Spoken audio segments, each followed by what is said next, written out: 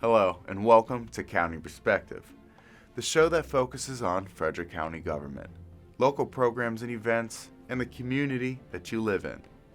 I'm your host, Brandon Rosa, and thank you for joining us. Now let's jump right in today's top news stories.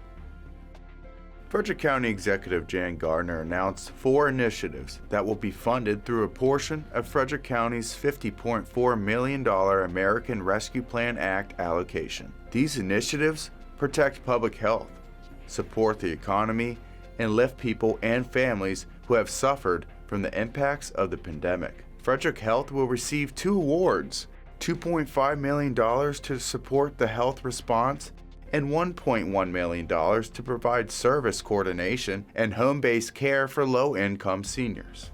An additional $500,000 will be used to double the funds awarded through the county's award-winning Agriculture Innovation Grants Program. The final project announced is $78,000 to the Salvation Army to support its New Day Center for people experiencing housing instability. These funds are intended to support our economic recovery and to lift families who've suffered from the impacts of the pandemic. And the goal is to make sure that our community remains healthy and strong. Additional information on Frederick County's ARPA allocation can be found online at frederickcountymd.gov/ARPA.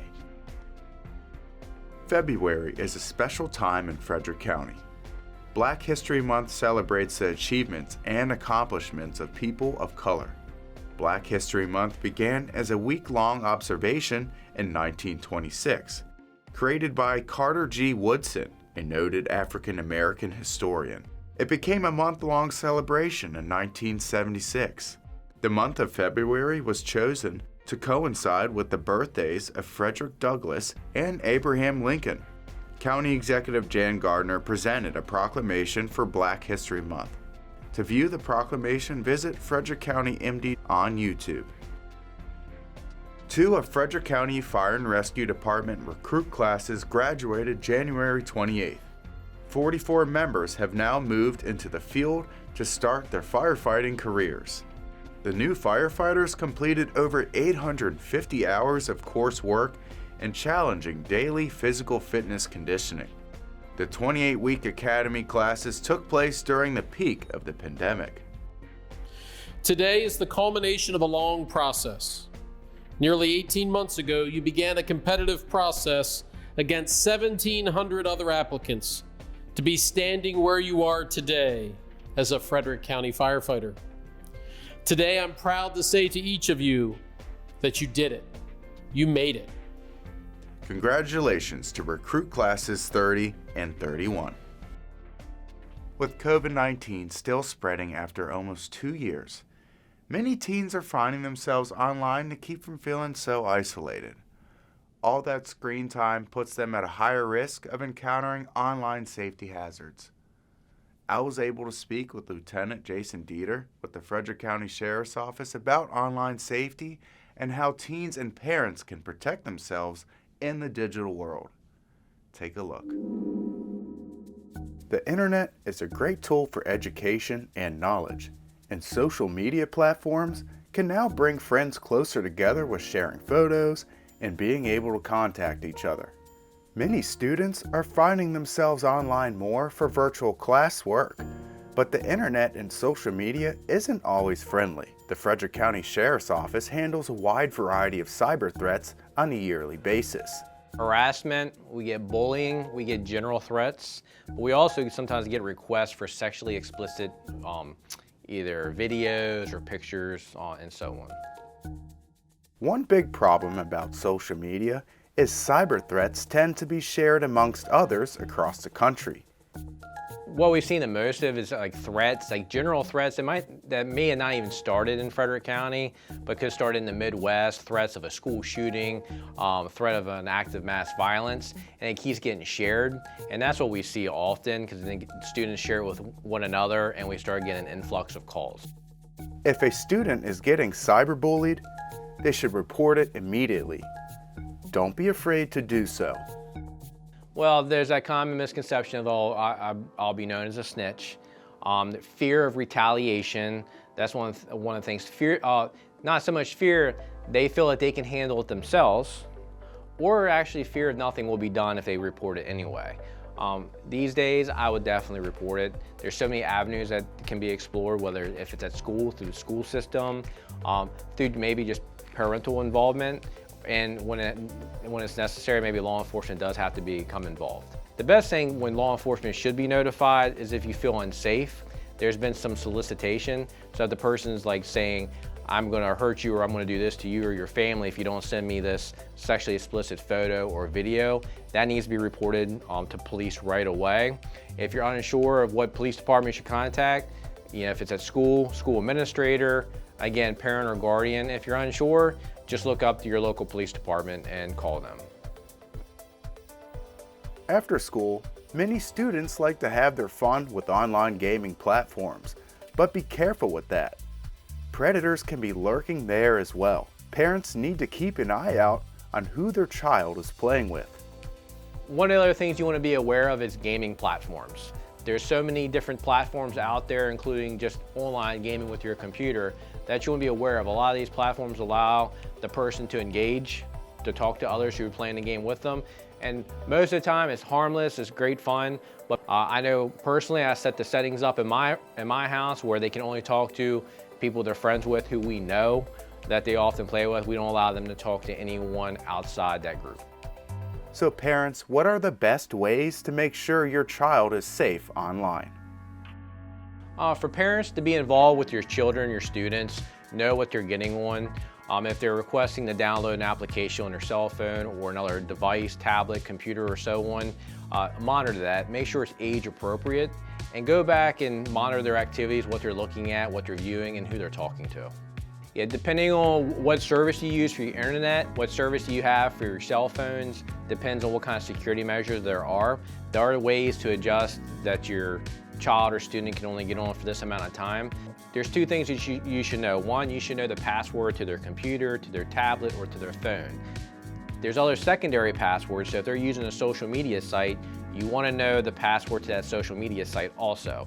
One of the biggest things that we run into when we're doing these investigations is, what's the password to this or what's the password to that when we're trying to investigate the case, and a lot of parents are like, I don't know.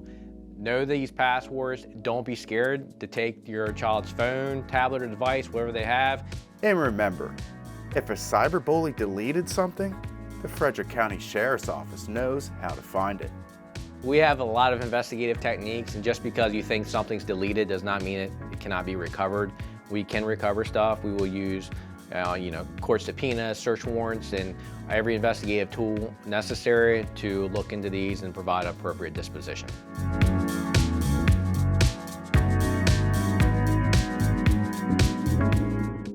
Okay everyone, don't change the channel. We're going to take a quick break, but we'll be right back with more in County Perspective.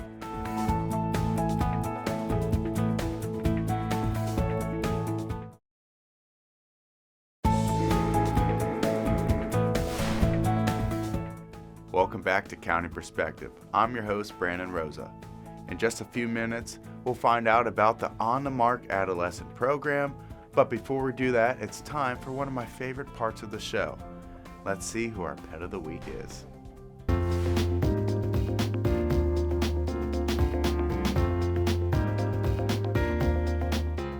Weedle is a diamond in the rough, often overlooked due to her shyness. While she takes longer than most to acclimate to new surroundings, Weedle is quite social when she feels comfortable. The 1-year-old is sweet and playful and will make a great companion for the right owner. She enjoys petting sessions but prefers to keep her feet on the ground and will never turn down a nice cozy bed. Weedle would do best in a quiet home with a patient family willing to give her the time she needs to settle in. To learn more about Weedle and our adoption process, call Frederick County Animal Control and Pet Adoption Center at 301-600-1546. The On the Mark Clubhouse has been educating adolescents for many years now. After school, youth from 12 to 18 learn about substance abuse prevention and have a safe and fun environment to grow and make new friends. During the warmer seasons, participants have been going outside to learn and engage, but now that it is cold and COVID is still in our midst, participants are attending the virtual On the Mark Clubhouse. Let's find out more. My name is Joe Keene. I work for the On the Mark Adolescent program. We serve adolescents 12 to 18. We're an after-school program, and what we do is we provide substance abuse prevention and education, as well as a safe, healthy environment for those kids to grow and develop.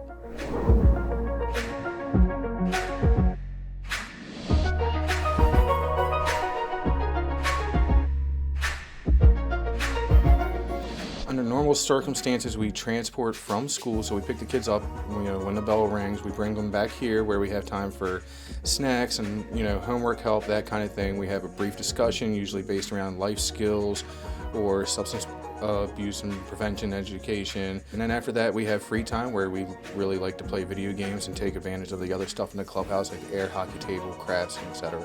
Since COVID, when it was nice outside, we did On the Mark in the park, where we serve pizza and we'd have activities in the park and do things like that. However, since it's gotten colder, we've moved inside and into virtual, where our virtual discussions are 4 to 6 Monday through Friday and 3 to 5 on Saturdays. Our virtual discussions usually consist of like trivia or something like that around substance abuse prevention and education, or sometimes we'll watch videos such as intervention. Sometimes we just have fun movies, like whatever's popular on Disney Plus or something like that, and we have time to talk about it all at the end of it. For the most part, they're just glad that we have some type of interaction and that we can still touch base and, talk to them, because some of the kids, they have a lot going on in their lives, so it's nice to have somebody to talk to, whether it be virtual or not. And a lot of the kids won't turn their cameras on, but they'll sit there and talk to you the whole time, just because they want somebody to talk to. We've all kind of incorporated virtual into our programming. After numbers drop and we do go back in person, we'll still keep it around just for kids that, might not feel safe returning to in person, or for parents that aren't ready for their kids to return in person, just so they still have an avenue of interaction. COVID has given us a chance to widen our programming and reach kids that we don't always reach too. And it's been challenging, yet it's provided us with more activities in the clubhouse, because prior to COVID, we didn't do a whole lot of interaction virtually or anything like that. So now we've developed other trivia games and stuff like that. If anybody wants to get in touch with us about joining the program or joining on virtual, we do have a Facebook page where the Microsoft Teams link is posted, and they can just click and join on there. They can reach out to any staff member. Also, they can find us on the health department's website. Cold weather didn't stop On the Mark, and it hasn't stopped other activities either. Take a look at some of the exciting programs that county departments are offering this winter.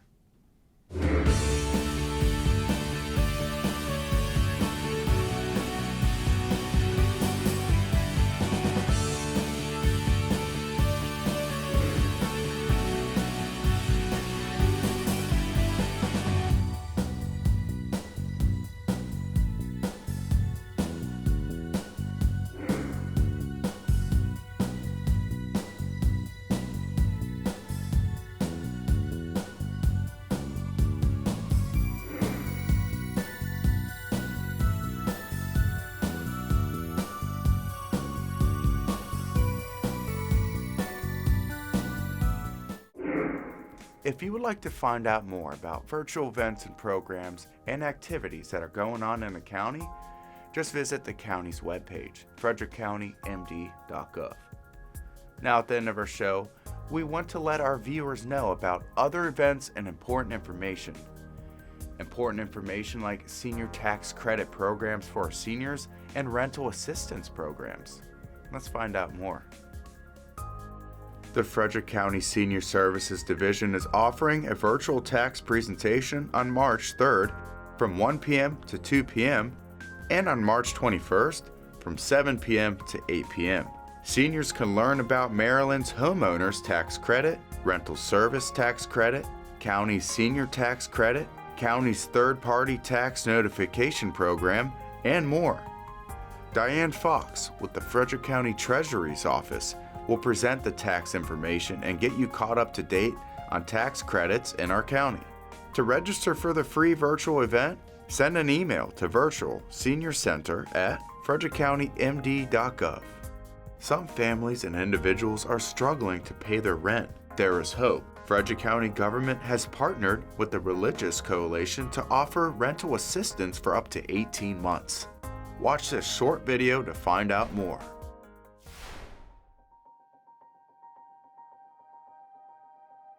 During COVID, it was definitely really hard. I was fresh out of recovery sober housing, and you were only allowed to be there for 6 months. So we saved our money while we were there. We decided to move back to Frederick.